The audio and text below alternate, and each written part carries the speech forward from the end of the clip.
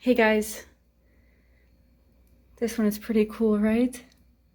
It's so interesting, yay. I love that metallic shine.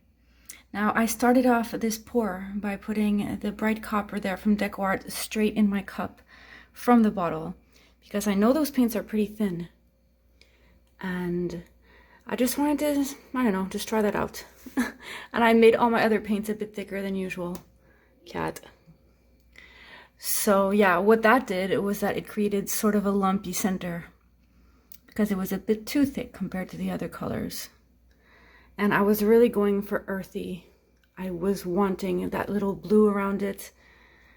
Basically, I loved the end result except for the middle. So I decided, you know what? My black Sharpie worked. Let's try the red Sharpie. So I drew some lines.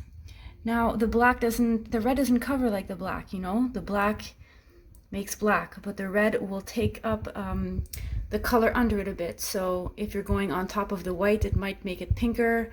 And it was making a nice red on top of the copper though.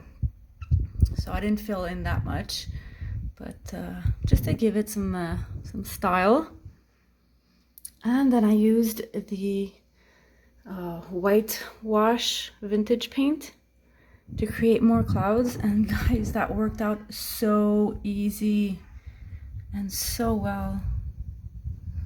Dip in the paint, dip in the water, and boom, create more clouds. Now, I did struggle in this area here. Don't use the paint on top of the Sharpie, you guys. The paint needs to go beside the Sharpie, because it was sucking it in there. Like, it kept making orange and yellow.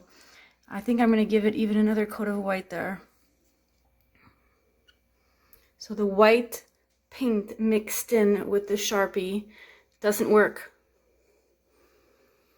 But I'm loving this rainbow-ish, earthy-ish cloud pour with the metallics, right?